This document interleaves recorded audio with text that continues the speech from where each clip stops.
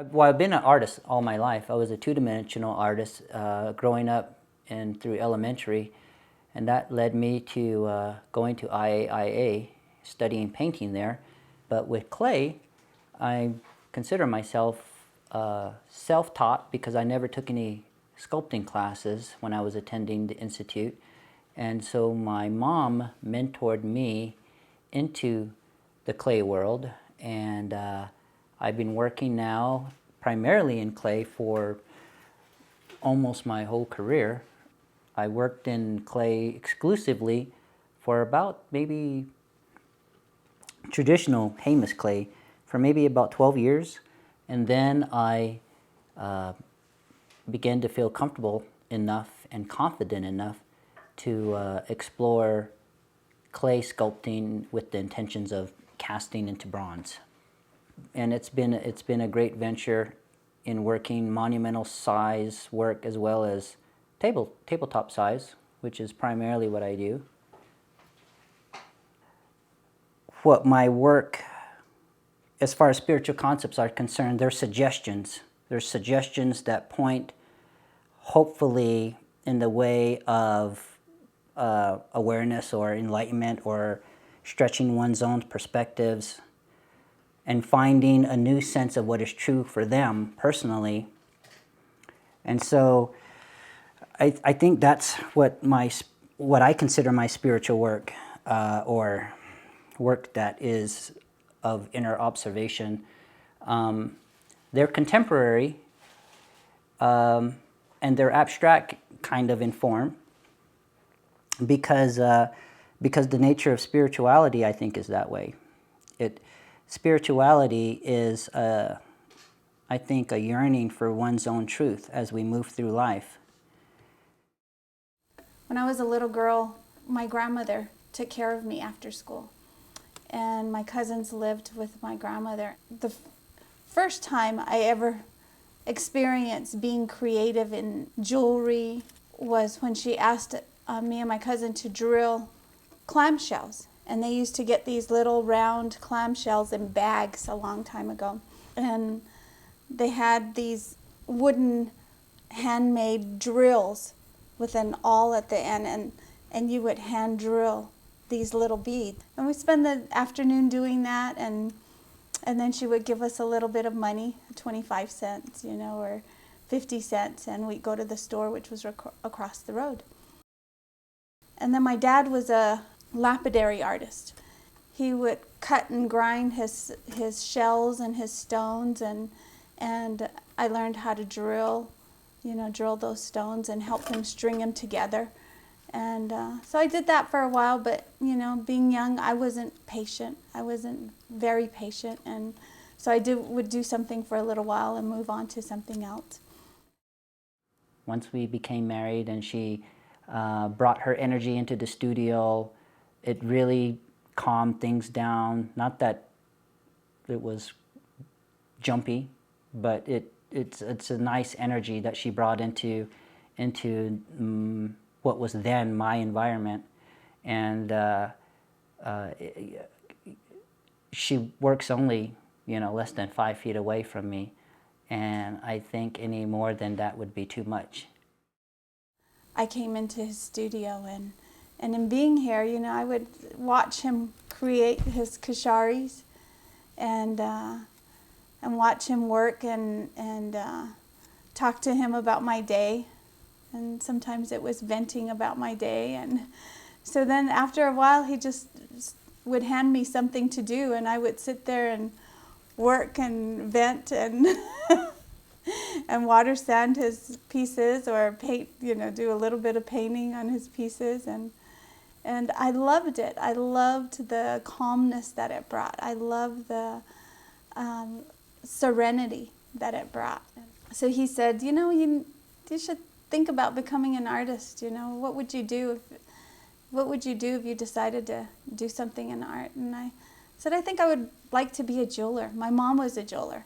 So I think if I take that class that's in Pewaukee, Fritz Casus teaches at PoArts, and I said, I might enjoy it. And I did, and I loved it. I loved it. I fell in love with it. And it's been that since then, you know, just being in this space with him he's helped to expand my creativity, my ideas. So this is the fun part, is when I'm creating the eyes and the expression of his face. Once I do the face, then the fun part of the puzzle is done. You know, artists have a certain look, and I definitely have a certain look. But within that look, I try to make each individual clown a little different. The clay moves very quickly, and so I forget certain stages of it, of the creating process. So it's about moving the clay surface back and forth. So right now you see that this is just the surface of the back of his head, but when I draw a line and indicate the extension of the hat, then it becomes a part of the hat. This looks fairly easy now, but it wasn't like this all the time, obviously. When I first started creating Cacharis, I had to do a lot of figuring out, and the clay taught me a lot of patience. I'm from Santo Domingo in Acoma, and yes, it does have a spiritual connection to it. And my work is not, I wouldn't consider my work traditional, a traditional style. It's very much contemporary. But the symbols that I use in a lot of my work have to do with the Pueblo spiritual aspects. So yes, I do use, you know, I do use what I've learned from the Acoma designs. Santo Domingo is more very conservative in the kinds of the designs that they use, and it definitely has to be an abstract reference rather than something that's real. So the designs that I use are very, you know, very simple, very basic designs, but they have bigger meaning. It's wonderful to go to a Native American art show and feel the positive energy of other artists rather than a competition. It's positive sharing energy, and we all wish each other well, and I love that. You know, I love that feeling that, you know, there's enough for everybody, and so, you know, we enjoy each other when we see each other and encourage each other. For each of us, we try to find a way to serve life. You know, what can I do to serve life, universe? What's my place? What gifts do I bring? And so my answer partly is to express the visions that come to me when I say, give me an inkling of truth through my work, universe. Give me a slight understanding or a greater understanding than where I am today, and let it come through creativity, let it come through my vision. And my job, I think, in a lot of senses, not to judge that vision, but to, like a medium would say, spit it out before you can really judge it.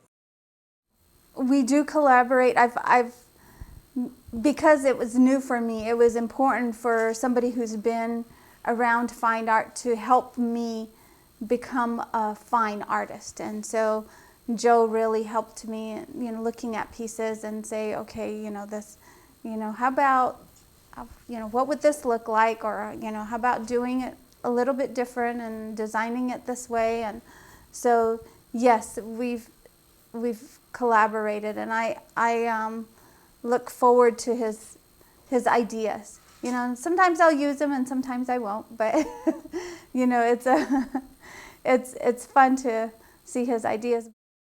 We work really, really nicely in here. I mean, because we're very easygoing people, and the two mediums work together nicely in one space.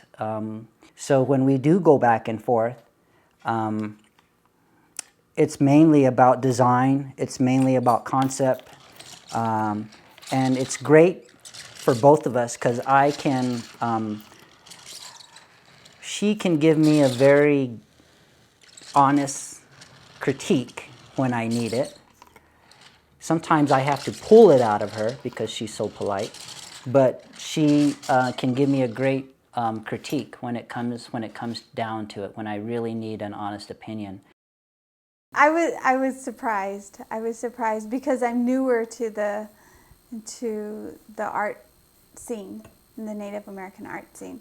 I was very surprised that they chose us, but very honored as well once they explained to us what the meaning of being chosen for this award meant. And Ardith, Native Treasures was probably one of my very first shows. And so Ardith and Karen have been very encouraging. Native Treasures really feels like a place where you know you're doing something good, not just for yourself, but for other artists and for the museum and for the people that are interested in learning about Native American art. So being chosen was very much an honor. It was a beautiful honor, and we were didn't know how to take it, really. I mean, we thought, well, do we deserve such an honor? You know, we thought, well, we're kind of young, right? When it was defined and redefined to us what the museum's perspective is of a living treasure, then we felt, I think, a lot more comfortable with receiving the recognition of it. It can move your career. It really can, and it has. It was a beautiful last year, and it continued throughout the whole year, and it continued throughout the whole year, and it continues on to today. I mean, it really, it's a beautiful feather to have in your cap, I would say.